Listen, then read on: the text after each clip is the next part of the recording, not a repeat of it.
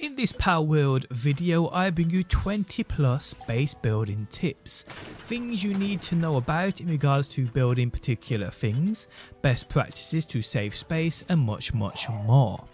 How's it going guys? My name's DPJ and if you do enjoy the video, leaving a like really helps me out, and if you like what you see and want to see more, be sure to subscribe.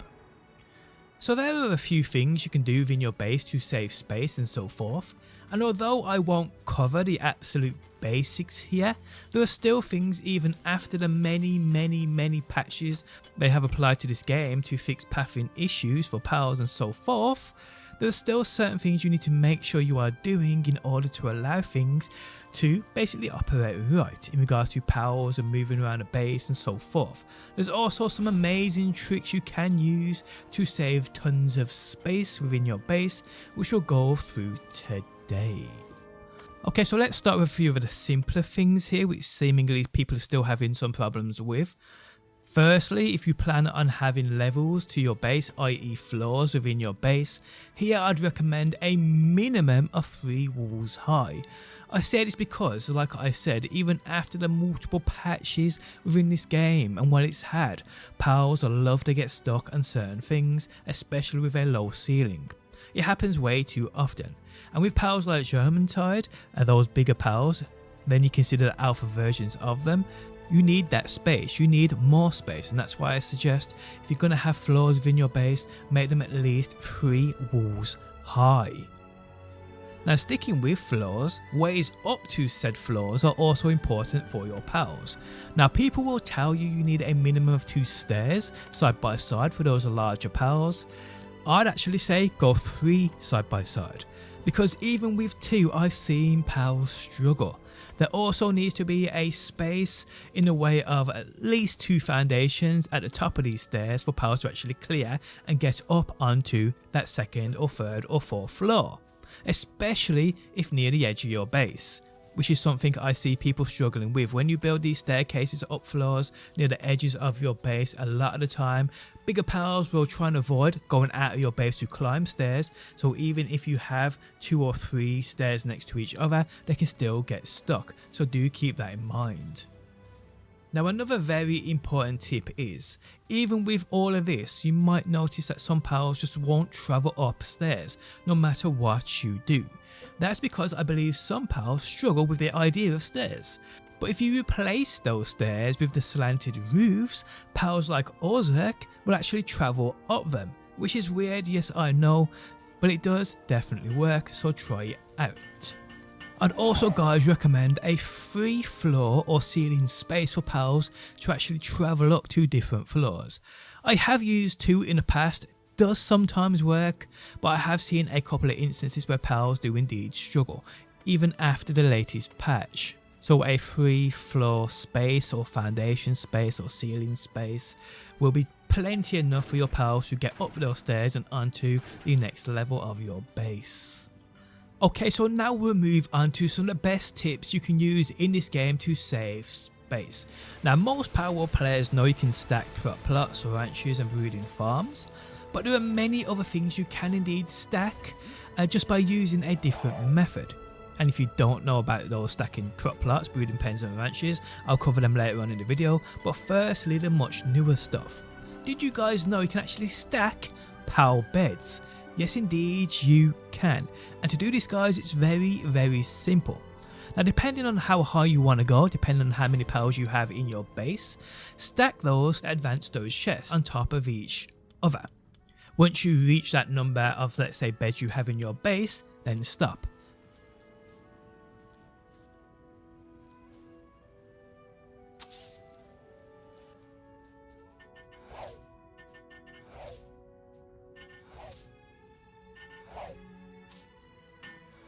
Then just place a bed on top of that very top storage container, the advanced storage chest.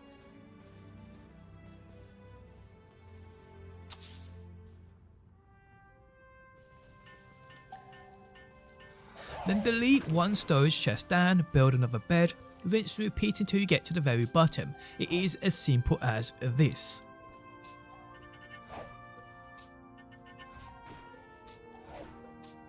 Now this method works with many things, and it will allow you to save plenty of space within your base. It's just that you will need bigger spaces between each stacking placement depending on the item you want to stack.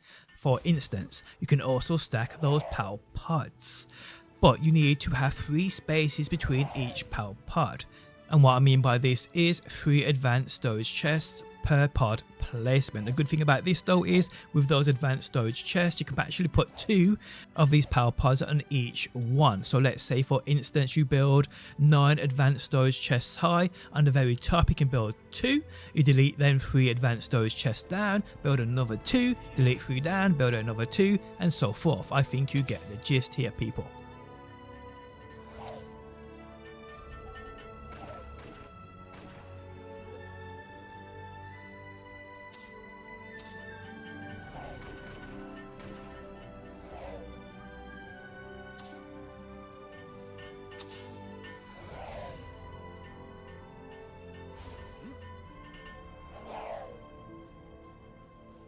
Now guys, you can also do this with mining sites, any of them. You can even mix and match them if you want to. Again, using those advanced storage chests, you only need 2 of each in between each mining site. So if you want 5 mining sites on top of each other, again build up and place down a mining site. You can see I'm using different mining sites here too. Build 1 on top, delete 2 down, build it another, delete 2 down, build it another, and so forth.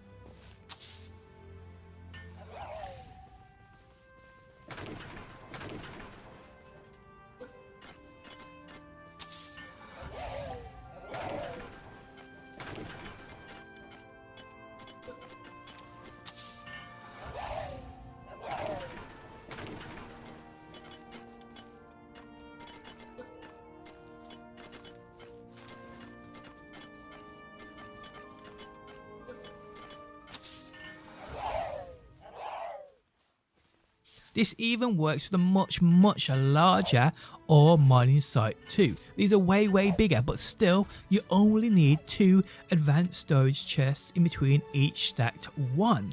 And don't worry guys, yes, your pals will use them from that ground level even when they are stacked on top of each other. This is a great way of saving plenty of space within your base.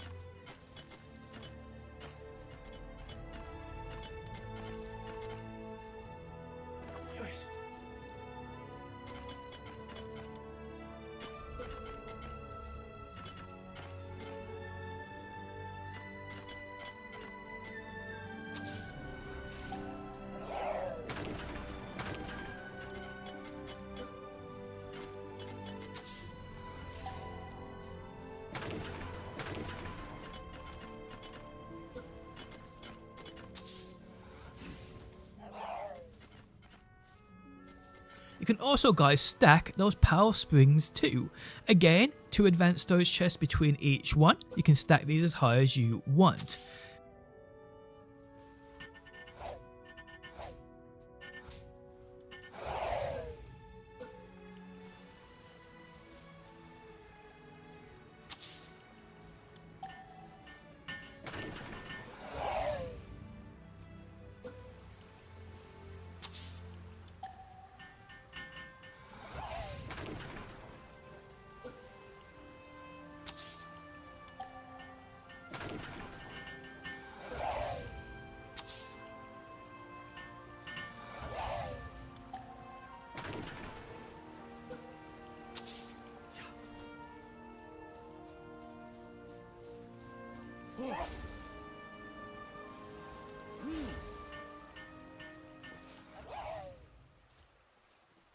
But people, it doesn't end with these. You can stack almost everything in this game to save you mass amounts of that space. Cookers, you can do crushers, you can do mills, you can do so much more. So experiment people using that advanced storage chest and let me know what you find down below in that comment section. Okay, so sticking to stacking things on top of each other to save that space. You can also do this with those crop plots. This is something I've covered in the past, so I'll make this relatively quickly. But if you use those wooden benches here, stack them on top of each other. I normally go no higher than 6.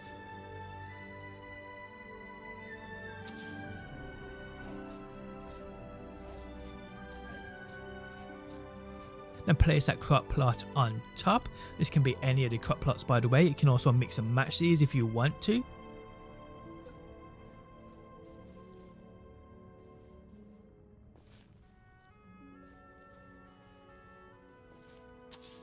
Once you have that one placed on top, delete the bench it is sitting on, then just place another crop plot underneath it and repeat it all the way down to the bottom bench. It really is as simple as that.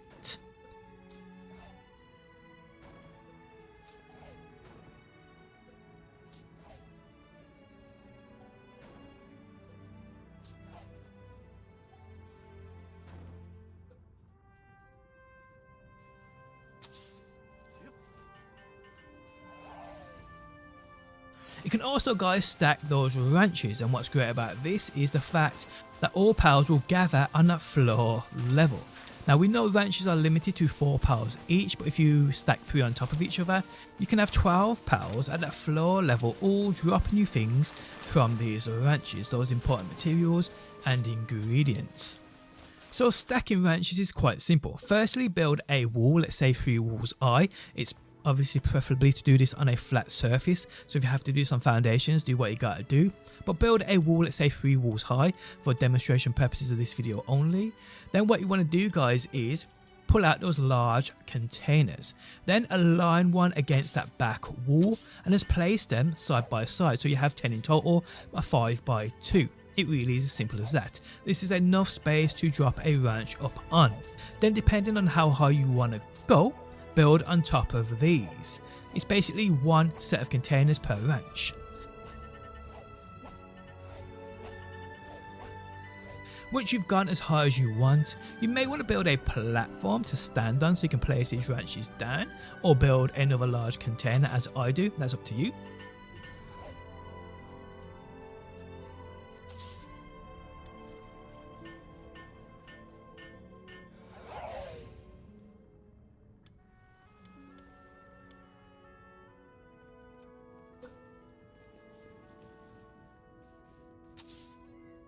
But once you've got that ranch down, you simply just delete the 5 or dismantle the 5 storage containers beneath it, place down another ranch and repeat this until you hit that floor level. It really is as simple as that, people. Again, deleting the storage containers as you go down.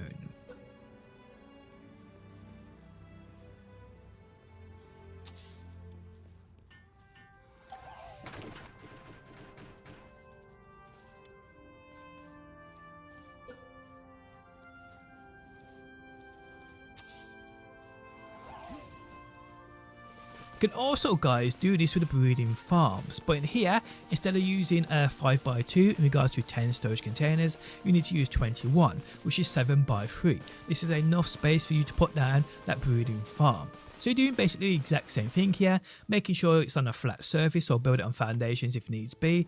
Place a wall at the back so you can snap these large containers too. Using that alignment mode, snap 7 into place, then do 7 in front and then 7 more in front of them. So there's 21 in total, 7 by 3.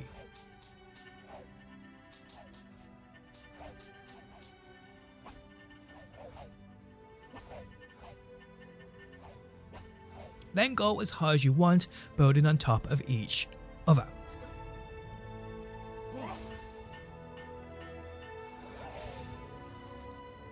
Once you hit that perfect height, build that breeding farm, that breeding pen.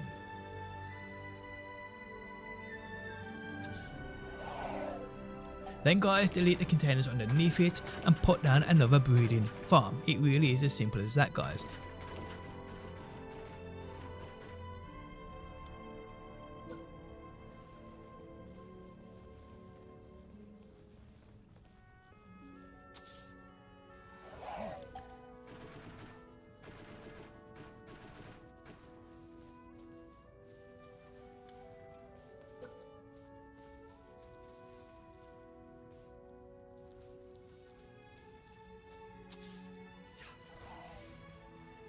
Now the only thing about stacking breeding farms is it can get a little bit confusing in regards to knowing what pals are actually breeding here.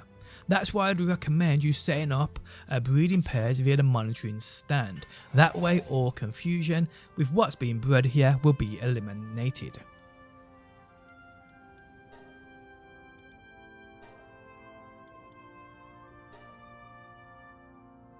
Guys, you can also stack, if you did not know, assembly lines too. Here I like to do this a particular way, and that is as follows. Firstly, so this is on foundations because I like everything flat and neat. So what I do is I like to build like a small staircase to the right of these first, so that's what I'm going to do. So build up a little small staircase as I do right here.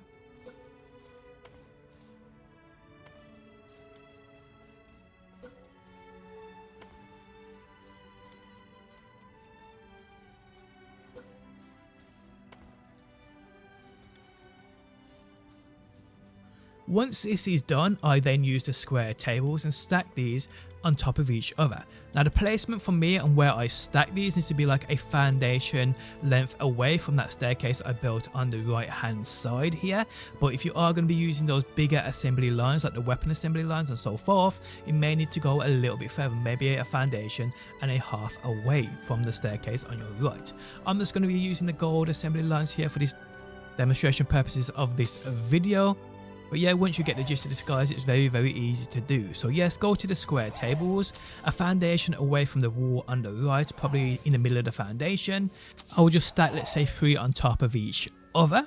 Then what I'll do, guys, is I'll stack more directly in front of them, but this time 1 less. So I'm basically making like a staircase out of these square tables to sit my assembly lines on.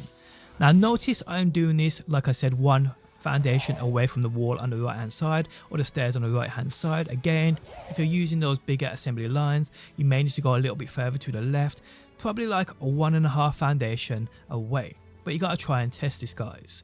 But yes, as you can see right here, I'm building these square tables in like a staircase manner, and therefore then, guys, what I'll do is I'll place on those gold assembly lines, so it's kind of like a staircase stack in what I'm doing here, lining them up with the stairs I made on the right hand side, which gives me ease of access to each one of these gold assembly lines, so I can set those tasks on them.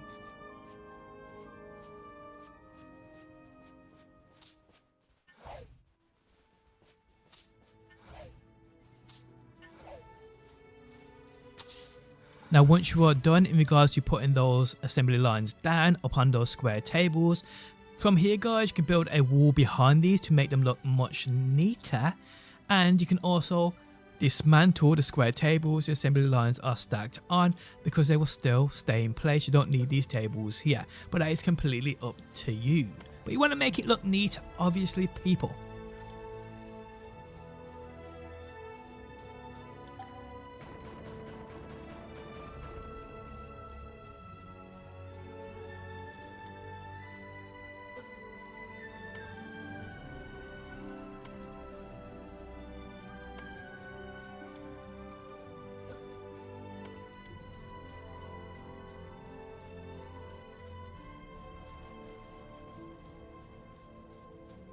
Another great trick you can use to save tons of space within your base is making those power expedition sites float in mid-air.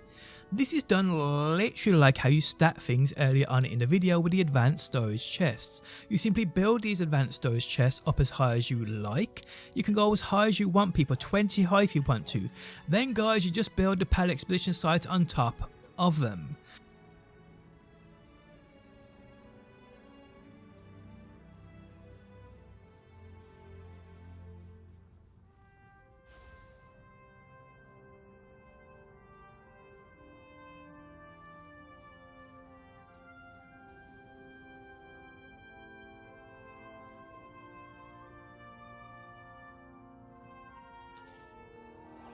Then, guys, just remove the advanced storage chests, delete them, dismantle them, and the PAL Expo site will remain in mid-air floating, waiting for you to use whenever you are ready. A great trick.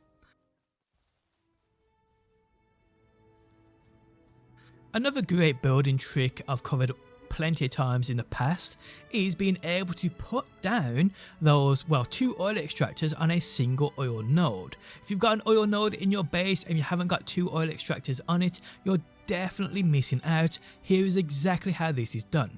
So placing 2 oil extractors on a single node has never been easier. I uploaded a video the other day helped hundreds and hundreds of people who were struggling with this. But a shorter version for today's video is every single one of these oil nodes are the exact same in design. If you come across to this one right here, guys, you'll see it's the exact same. Everything about it is the exact same. But what you want to do, guys, is you want to look for this section of the oil node right here. Now you can see I work my magic and you can see that distinct shape right there. I mean, you'll see this one right here has like a heart shape to it. These I'd say these four are all like separated by cracks, just like so. And then, guys, we have this distinct section right here. This is the beauty spot, because what this one is, it's the furthest from center to the back, and that's how you get this to work. So find that piece on the oil node you are in, come to the back of it, guys, then simply walk slowly forward and you'll see a bit of blue come through the center, just like so. So what you want to do, guys, is go as far back as you can with the blue, and you'll see sometimes looks like this. Then, guys, just simply go left or right and then simply go back a bit more. You want to get that center point as small as possible, just like that. And you can do this by moving left and right as well as forward and backwards. As soon as you get it to that point, guys, place it down and simply walk forward, and you'll see 100% of the time you've actually got a bit of wiggle room as well here, guys, to place this down. So yeah, you don't even have to be perfect, as I just explained. Place it down, and then, guys, you have two oil nodes on the exact same spot. And again, these oil nodes are the exact same in design all across the map. I've tried and tested this in multiple places. So yeah, there you go, guys, that's how you get this done. Okay, so lastly for today's video, guys, some world settings you can change in regards to helping you out with your base. Firstly, damage to structure multiplier. Turn this down to a 0.5 because accidental damage happens quite often, but if you have raids on and want your base to last more than a couple of raids, bring this setting down. Also, guys, this is something I see in many of my large base construction videos. You want to turn this deterioration rate down to a 0, because what happens with this is it allows you to build outside of your base without your base decaying over time. I've built plenty of bases around my own world here, some of them which I've basically deleted the power boxes out of, but the bases are still standing in place because I've turned this setting down so they won't deteriorate over time. This is a great setting. I do recommend if you're a base builder to turn down to a 0. Also, guys, if you want up to 10 bases within your own world, turn this setting up to a 10. Basically a maximum of 10 bases per guild. If you're in your own world, you're in your own guild, which will mean you can have up to 10 bases on your very own map. Definitely a setting I recommend you toying with. And lastly, guys, is the number of pals you have within your base. Now keep in mind, this will massively affect the way your base lags and operates. It will for sure. I have 30 pals, that's perfect for me at the minute, but you can go up to 50 if you want to. Again though, guys, if you go up too high and it ends up crashing your game, yeah, although it seems like a good idea to have 50 working pals within a base, it will make the game drastically change in regards to just frame rate dropping, things are lagging, so do keep that in mind. 30 for me though is a decent number on my PC, which isn't the best PC in the world, but hey, try this out, get more pals working in your base and just advance quicker.